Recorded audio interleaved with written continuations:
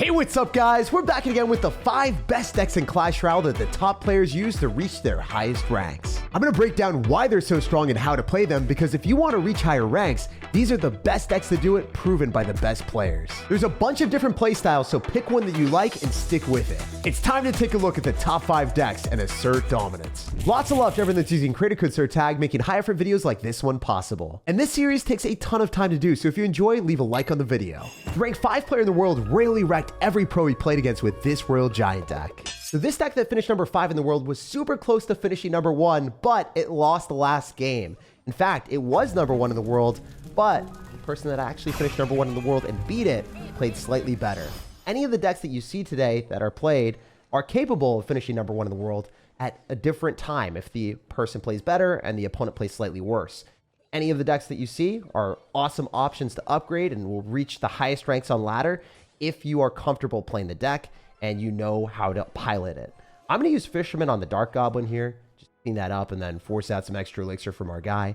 The way that this deck works is you kind of want to wait for your opportunity to go in for aggressive plays. So for instance, if you defend with a Monk against a Hog Rider, there's going to be a -1 trade. He's getting a +1 interaction, but he is also having to deal with a Monk counter pushing. And if the Monk is giving me a free option to click the ability, if my opponent had a building, he might have just lost the game. However, that's not going to be the case here, unfortunately. I'm going to pop the ability just so we're going to be able to kill the Dark Goblin, and that's always nice. That's always welcome. So that's a +2 trade with the ability into the Dark Goblin, and then we somehow get skeletons as well. So things are looking pretty good. I'm going to elect to go in for a Hunter here, and then I don't think the Mega Knight's going to survive. The Hunter has the capability of crushing air cards and beat down cards really nicely. Also, you can go for an Electro Spirit like this and then force out extra elixir because he doesn't want to let the Hunter lock onto the tower. Then we can go in for guards, and we still have great answers to Hog Rider, whether it's going to be, you know, the Fisherman or the Monk. I think it's going to be better for me to use the Monk and a Log because I'm pretty confident that the Dark Goblin walks into that too. Yeah, beautiful. Sniping the Dark Goblin, stopping the Hog Rider from getting that hit. That's what we're about with this deck. So I could pop the Monk ability here. If they had Dagger Duchess, I would almost always do it immediately. I'm going to go and pop the ability now just to delay and hopefully make our opponent spend more elixir today. Oh, what if I go in for an Evolved Hunter and I hold him in place even more so the Mega Knight can't knock anything back? And then we just like kill everything with a Log. There's no way. This is working so well. The Mega Knight is just sitting there. It's a duck and we are hunting Mega Knights. That's brutal. Oh my goodness. There's another one, but I'm going to tell you guys this little trick. It doesn't even matter. I'm going to pop the ability in the middle so we mitigate the damage that the Mega Knight does. It barely even tickles it. And then both towers are targeting on top of the Mega Knight. Meanwhile, the Hog Rider is able to get 1 hit on my tower. That's it. So if you guys hate Mega Knight decks, this might be one of the best decks at mid-ladder to crush it. The main weakness is going to be Love Hound, and you kind of have to apply opposite lane pressure if that's going to be the case. I'm going to throw down another Royal Giant. I'm going to go and pull the Hog Rider to the King Tower. And unfortunately, the Mega Knight is going to be a bit of a problem here. I don't necessarily love that. We're not McLovin' that, even though we are an American. We are definitely not eating our McVitamins here. We are not a very healthy lad, as this guy is spamming his heart and his soul into us. But I can tell you one thing for sure. This Hog Rider is not going to have a good time either. Should just straight up die.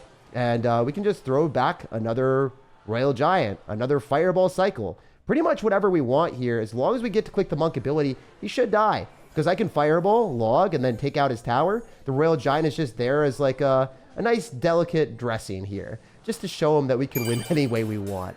Really fun game, and it showcases how bad Mega Knight is into the Evolved Hunter and Fisherman combo if you're able to pull that off. With such unbelievably strong defenses, this deck cements itself as one of the best decks in the game. Even if you match into the annoying Mega Knight decks that are everywhere in the arena, there's simply no match. The ranked 4 player in the world magically outplayed his opponents with this deck. All right, well, we have a deck that is really a lot harder to play than the Royal Giant deck. This thing is high skill, but it is very strong no matter what you play into.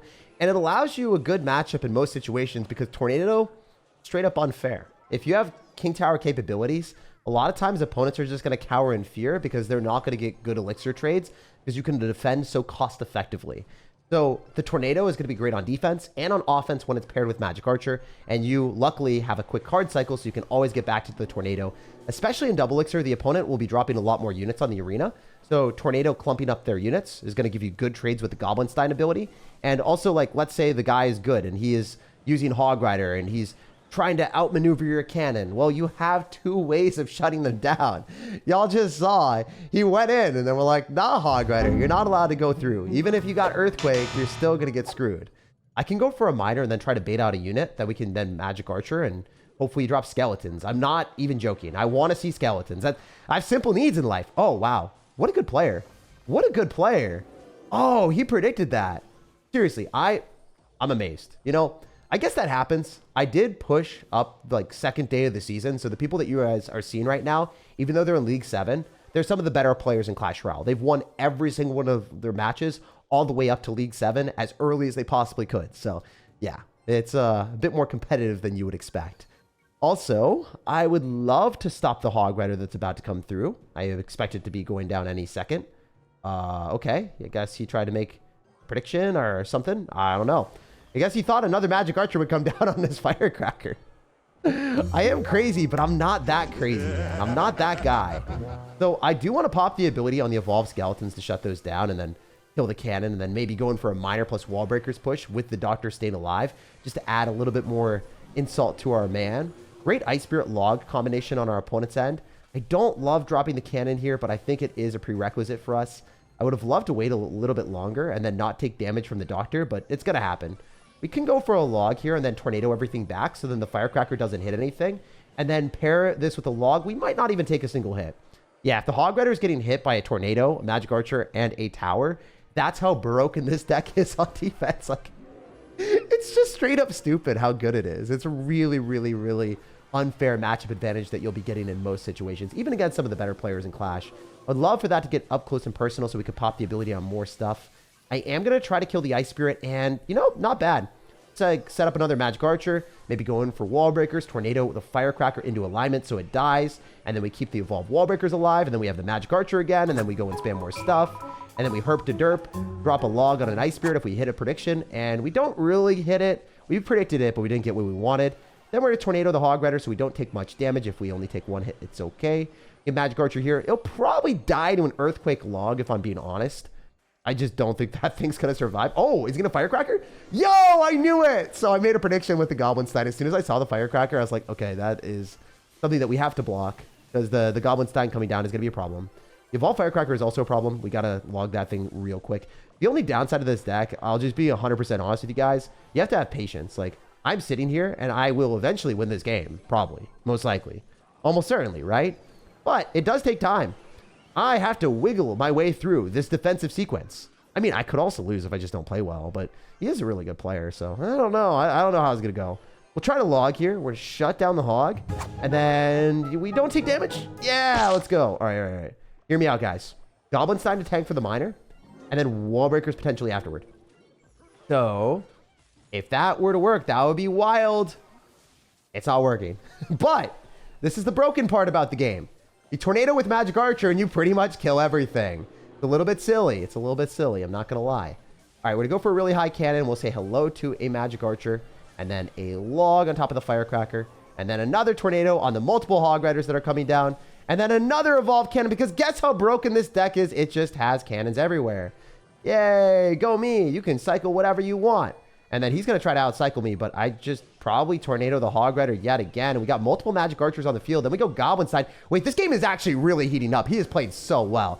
He might be a bit of a better player than me, but I would say that more times than not, you get good matchups if you play this deck even remotely well. Whereas like cards like Hog Rider, even though they've been really strong for a while, they're just not great comparatively to the best decks in Clash. It would be cool to see 2.6 Hog Rider as a deck that you could play forever, but when the meta evolves continuously and there's cards like Tornado and Evolved Cannon, you're not going to win if you're playing a Hog Rider deck into this unless you have significantly more brain cells than your opponent. We played against a super smart Sir, but the quality of our cards and the matchups that this deck gives is simply superior. It was all Attack of the Clones with this low skill Lava Hound deck for the rank 3 player in the world. Now we are throwing it back to the low skill agenda. If you guys know me, I really like playing very easy decks late in the day, just to enjoy Clash Royale, doze off, and give our opponent some nightmares as we end the night in the best way possible without thinking. So I literally playing this deck that finished number 3 in the world, and it is out of this world toxic. If you are able to play Lava Hound Clone remotely well, you are definitely going to get positive elixir trades with the Dagger Duchess. And it's cool, like, using the Fly Machine there and then targeting both things and then going in the lane that you want with the Fly Machine and then, you know, getting a big push in the side that you want with everything you could ever ask for. Cloning is aggressive, but I'm going to do it.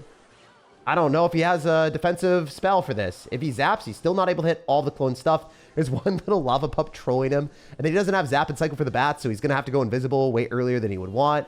And then the lava pups are going to hurt him, and then he's just like, looking at that, and the tower's already gone. Woo! Look how skillful I am, guys. Look at my talent. It's a thing. This is Clash Royale. If you play the deck even remotely well, and you understand, ooh, I get positive elixir trade, the opponent is positively screwed. So you can see the stark contrast between the last game where you have to earn your victory. You have to play a long game. This game, you can be a moron and still win. The fireball there is fantastic because if you guys didn't know, you're able to knock the Ram Rider back, get a +1 elixir trade, and then the Ram Rider doesn't charge, it just hits the tower. So pretty cool. I like that a lot. I might be in a little bit of a tricky spot because this deck doesn't have defenses. So you might have to sack some towers to make some magic moves.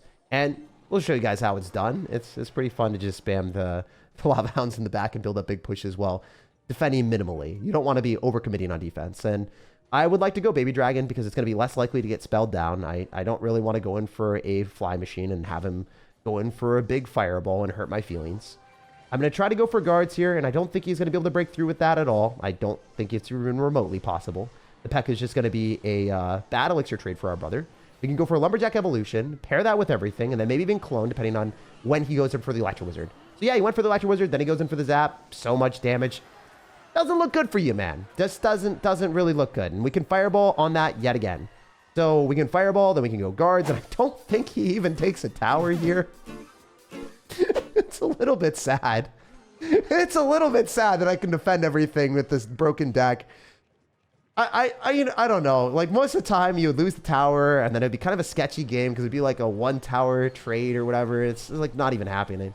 Oh, he might take a tower here. Okay, yeah. He's going to take a tower. I'm not going to go guards. I'm just going to defend the left side. That's what I expected. Most of the time, they take 1. Oh, never mind. Oh, he doesn't even take 1. This deck is so unfair. It's actually silly. Using Dagger Duchess with Fireball lets you defend most win conditions, and you don't have to spend any extra elixir. You just laugh at them for positive elixir trades for days using your guards or your Fireball. Meanwhile, you spend all of your elixir on a big Lava Hound push that they can't cost-effectively defend. Oh, and bonus points if you use a Fly Machine in the middle like I did at the very start, converting defense into offense seamlessly and slaughtering their tower. Muhammad Light, who most people consider to be the best player in the world, finished number 2 with this deck. So we are sliding back to a skillful strategy after playing the bane of everyone's existence, a pure beatdown deck with literally 0 brain power. So this deck is enforced by Muhammad Light himself. He played this and was able to get very high in the world at rank 2. And it is very hard to play as well, as you might expect. Essentially, what I'm trying to say is, if you look at F1 cars and you're able to pilot those things perfectly, you're able to drive super fast and not crash and make the most out of your vehicle. Most people can't do that. You're probably not able to be an F1 driver. But if you can, and you can play this deck and pilot it at its maximum speed, no one can stop you. You're just going to be leading the race and probably in some of the highest ranks in the world in Clash Royale. Anyway, we're going to Ice Spirit here, and then I would think we're just going to eat the 1 wall breaker hit because the way I see it is he's going to get damage anyway, and I want to make sure that I have Elixir against the Goblin Barrel, and we do. We're able to get a good guards down there. The other thing is, the guards are super annoying when you're playing Cannoneer because it takes multiple shots to kill them. And he is going to take so much damage. He completely overcommitted with that, and then he gets punished. So I'm going to go Little Prince here, just so the Dark Goblin doesn't lock onto my tower. And poor Little Prince is taking all of the brunt of the damage. That thing got incinerated by the Dark Goblin. He's laughing at me a little bit. Hey, calm down, calm down. Our skillful strategy hasn't even ramped up yet. But yeah, the thing about this deck is you have to earn everybody damage even more so than the Minor Wallbreakers Magic Archer deck. Because if you look at the deck that we played earlier, it's really good, number 4 in the world. And it has Magic Archer, it's got Wall Breakers, it's got Miner, it has multiple ways of winning. This deck, it's really only got Miner, and you have to play perfect defense the entire time. So again, if you're really good like Mohamed Light, multiple world champion player, you know, you're gonna have a lot of success and you'll pop off. But for me, this is a deck that I'd run away from. I'm not even good enough to play this thing. But it does get me to play better at the game whenever I play it. So, you know, if your mission isn't to be like the #1 player in the world right now at this very moment, you could get to #1 in the world if you practice decks like this and you become better because you're playing decks that are requiring more skill instead of the lava clone deck, you know? The lava clone deck that we showed earlier.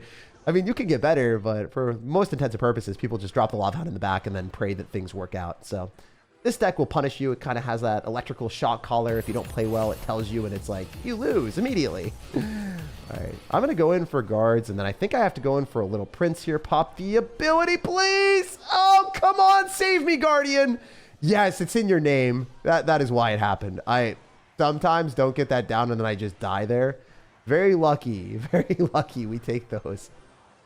Also, I'm going to try to log on the Goblin Barrel a bit more than I have been. We somehow sniped the princess too, so everything's going great.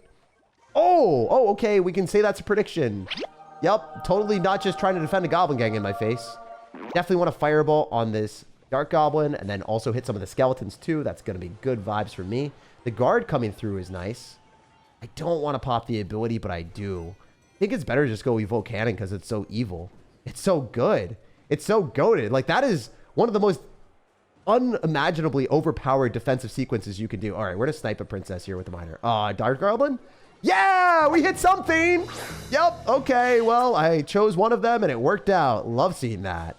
Anyway, it's taking so long for us to win, if we are even able to win, because, yeah, as I said, the deck requires a lot of skill. The other thing that's cool is if you get a champion down, you get a 3-card cycle, so I can just throw miners at the tower in the later parts of the game. So this little prince staying alive, it doesn't necessarily matter the little prince is alive. From a standpoint of like value from it. What does matter, if it killed the Dark Goblin, that would have been huge. It does matter because I can't get multiple little princes on the map, so it lets me refresh back to my miner faster. I can't believe he did that. Okay, well, that's a play. We're gonna Fireball and hit the princess, then we're gonna log on the Dark Goblin, and then we're gonna miner here. And we're just gonna flex on him because we don't care. We don't care out here. Guards in that position is great, and then we can get a cannon down as well, so then the wall breakers lock into that. Then we probably log on the Dark Goblin that's going to go on the right side, and then we Ice Spirit here, Miner here, Dark Goblin. Ooh, Princess is going to hurt me quite a bit. That Princess is not a very nice girl. She is a herder. All right, we're going to go cannon. Definitely Ice Spirit Miner, and then just throw more stuff down and go guards. I think that he's not going to guard from the guards. I think we're good. I think we're good. We're just going to go in for a log on the Goblin Barrel. Probably Fireball here. Walk away with a pretty... Ooh, okay. Okay, the game's still dicey because you have to play so much better than your opponent at all points in time. I forgot about that. Even if the wall breaker connected on the right side, we were winning because he had to get it on the left side, and wall breakers don't teleport like mighty miners, as long as I've played the game at least.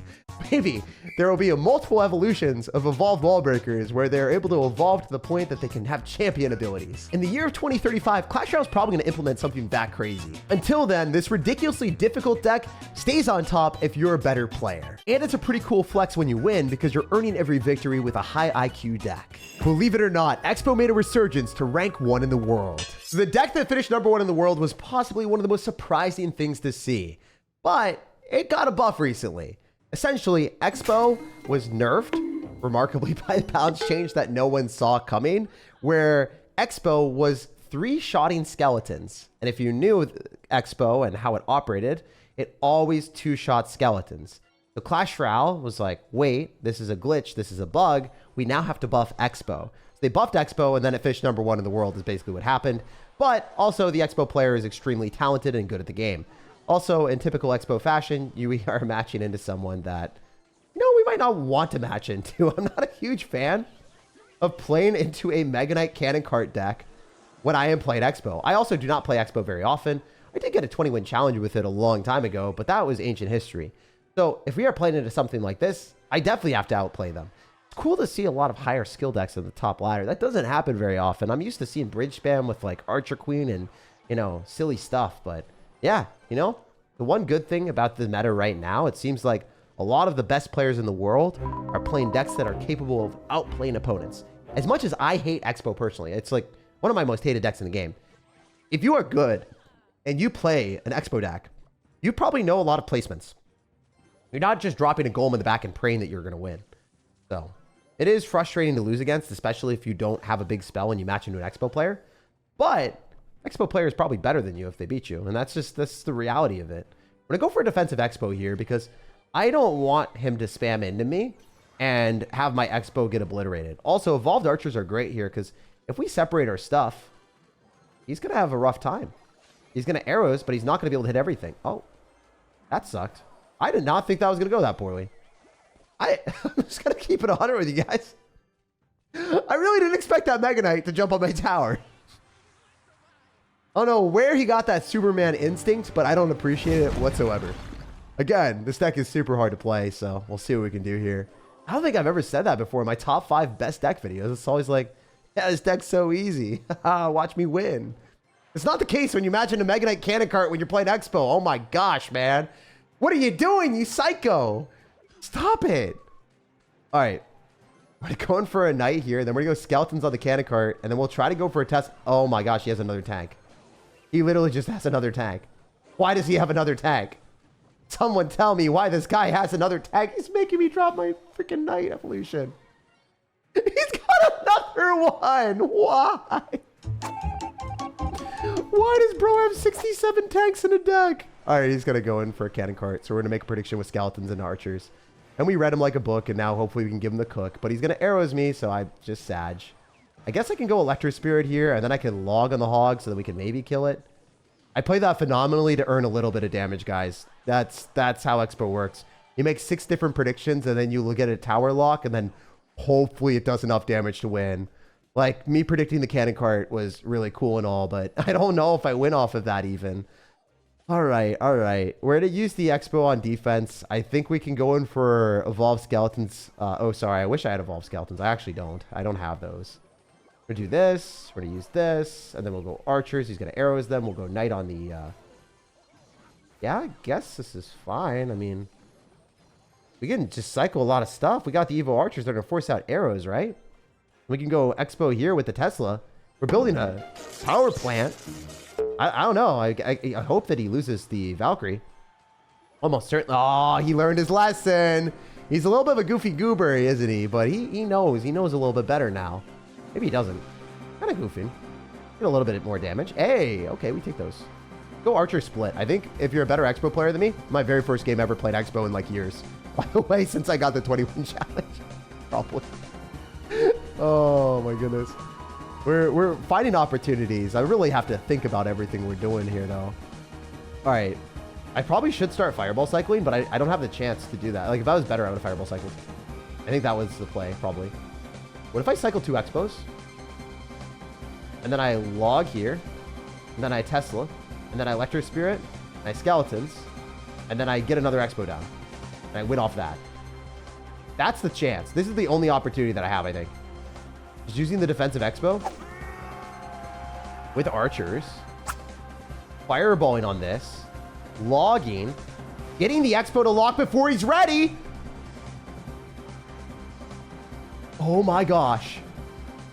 That was probably the best win of my life. Oh, let's go. Expo lock and win. I can't believe that worked. I killed the Cannon Cart before he was ready to defend with another troop.